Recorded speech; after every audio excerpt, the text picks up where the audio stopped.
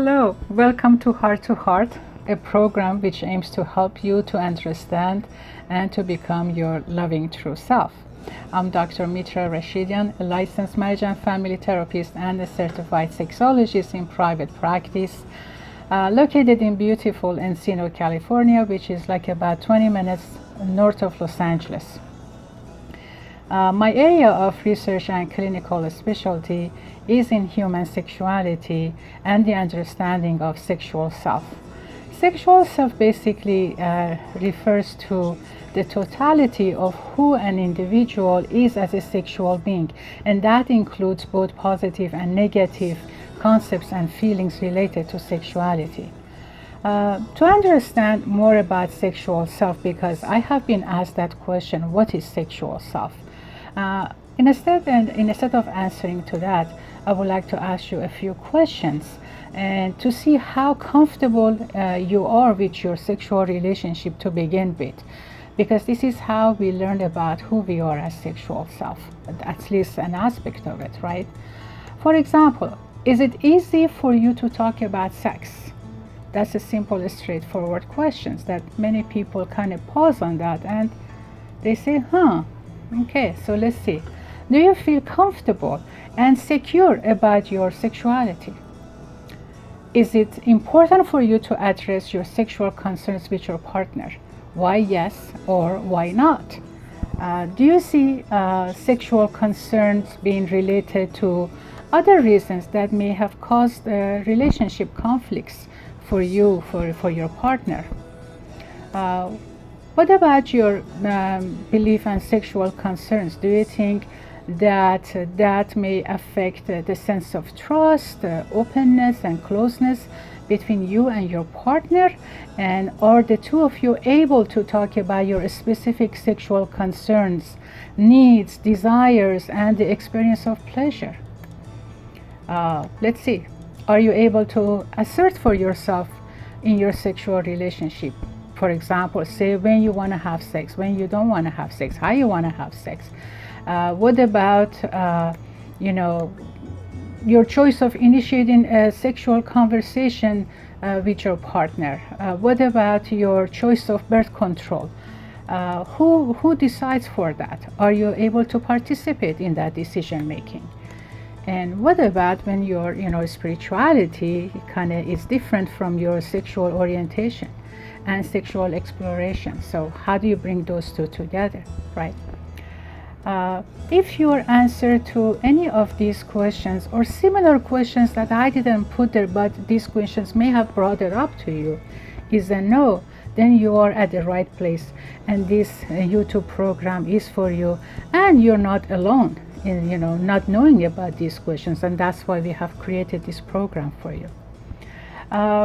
One of the goals here is to help you become more aware and comfortable with sexual conversations, and to increase both the intimacy and the pleasure that you haven't had or you haven't felt that you and your partner want to have, and you can have. So this is what we do, and you can achieve those goals for yourself. You may ask yourself how this is possible. Well, it is possible.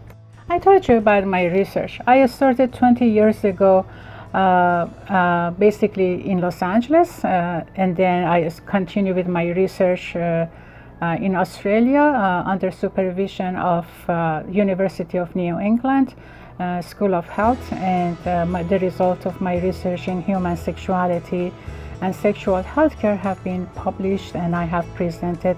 If you're interested to know about them, you may Google my name online, and you can have access to them and to read about them. So a combination of personal experience, research, and clinical practice have shown me that basically sexual concerns often go unnoticed and or they are unexpressed, because it's difficult to talk about sex regardless of the culture and regardless of the nation that you are living in, right? I mean, there are plus minuses about the intensity of talking about sex or not. However, in most cultures it is a taboo topic, right?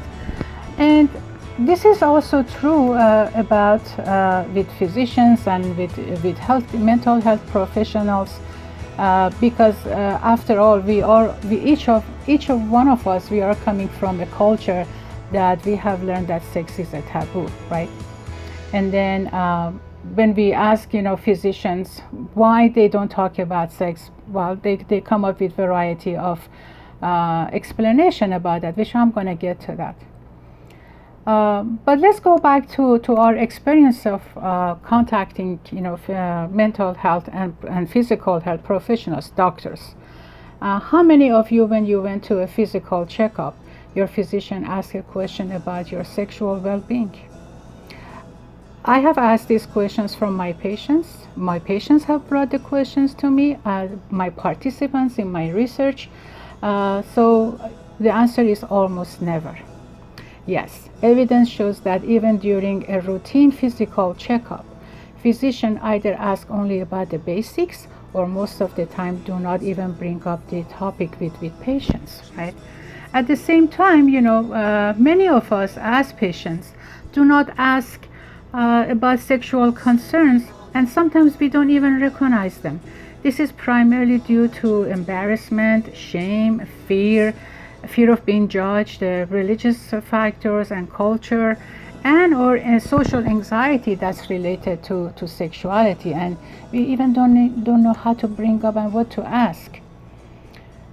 I myself have been, I grew up in both Eastern and Western cultures, and as a result, I have experienced some of the challenges that both men and women face in how we are treated by others and in our beliefs about our own self-worth. This is especially true with respect to our sexual self, and which has been a misunderstood and mistreated concept, so that most of us have really lost touch with that all-important aspect of our loving, authentic, true self. One important reason for this is that the topic of sex, like I said, in any culture that you are in, for the number of reasons, it is either kept secret or it is treated as a taboo topic, and therefore has allowed many myths and misconceptions to remain unchallenged, right? Here I'm referring to how we as individuals think, feel, believe, behave, and show and how we create our own sexual culture as a result of living in the environment that we have been growing up with and learned about ourselves as a sexual being.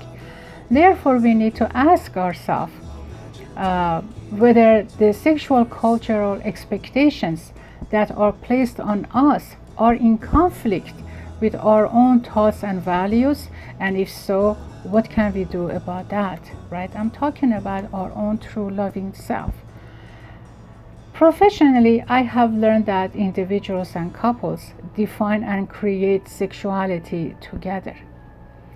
As it occurs, no matter what we have experienced or learned, there are parts of us that remain invisible, untouchable, and they are unknown in our sexual relationships, both to ourselves, to our partners. And some people have named these parts our spiritual self. These deep, intimate parts of us, when explored, can open new vistas, and when shared with a partner can be transcendent.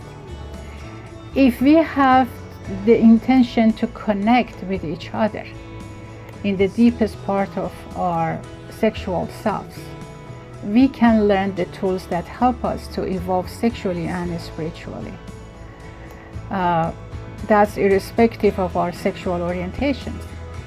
This process includes the exploration of the formation and maintenance of triggers and reactions when sexual conflicts occurs among individuals. So we're talking about difficulties, we're talking about conflicts, we're talking about challenges. So let's see, what are sexual difficulties that primarily happens between two individuals? Generally speaking, they are as common as anxiety and depression in many societies. Men usually report having problems maintaining erections, as well as early ejaculations. Women report problems with orgasm and lubrication, painful sex, which prevents them from having enjoyable sex. Both male and female partners may have body image issues, which these days is such an important phenomena in sexuality, right? And we need to discuss that to see really how true is that, how valid is that. Let's see. Many couples struggle with sexual problems such as not having time for foreplay, which in many cases may cause difficulty with desire and arousal. And arousal basically means getting turned on during sexual activities. Some complain about not having the afterplay experience, which leaves them with the feeling of not having a complete and satisfying sexual experience. This is true in particular about a female partner. Generally, these couples experience higher level of depression and anxiety within their relationships, to say the least, right? Other conflicts do come up. There are other sexual problems that interfere with sexual enjoyment with either themselves or with their partners, such as having a fetish, compulsivity, and what is known as sex addiction. Partners usually have difficulty accepting these behaviors. There are sexual fantasies that people may enjoy and wish to share with their partners, but have fear of rejection, which stops them, of course. There are concerns about gender or sexual orientation, which one would like to explore, but then again, cultural factor, religious factor, social factors are in the picture, and they play a role in that definitely impacts the sense of exploration. Sexual problems can easily be related to a stress, like fear of pregnancy, fear of contracting sexual transmitted diseases. Changing a job can cause sexual problems, moving, childbirth, death of a loved ones, and some major changes in a family. And these are just a few of them that I'm mentioning, and there are so many more. And then, sexual problems can be related to an old or a recent traumatic experience. And when that happens without treatment, the result can be devastating.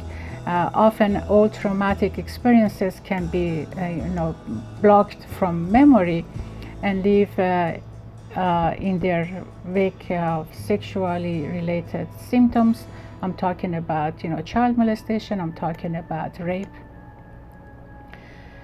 What I know clinically is that sex and relationship problems often become a mutually reinforcing negative pattern. Unexpressed sexual concerns or needs trigger negative emotions. Hurt and rejections lead to secondary coping strategies such as criticism or withdrawal, causing further disconnection in relationships. Therefore, my task is to explore some common roadblocks to having a healthy sexuality and sexual relationships. With that in mind, creating this YouTube channel, Heart-to-Heart program, in addition to my clinical and academic activities as related to human sexuality, has always been a passion of mine. Ignorance and fear when applied to human sexuality creates misery and illness, physical, psychological, and spiritual. Sharing my findings about the social sexual limitations that individuals have experienced is, I believe, a sacred endeavor. I feel both honored and blessed to both guide and assist you in your understanding and recovering of your own sexuality and the reclaiming of your own loving, authentic, true sexual self. Please like and share this video with your friends, and I'm looking forward to hearing from you. If you have any related topics that you want to be addressed at Heart-to-Heart, please feel free to share that with me. Should you wish to have a private consultation, you may contact me directly using email and phone number that's appearing on the screen right now. So until the next time we meet, don't forget, all you need is love. Thank you.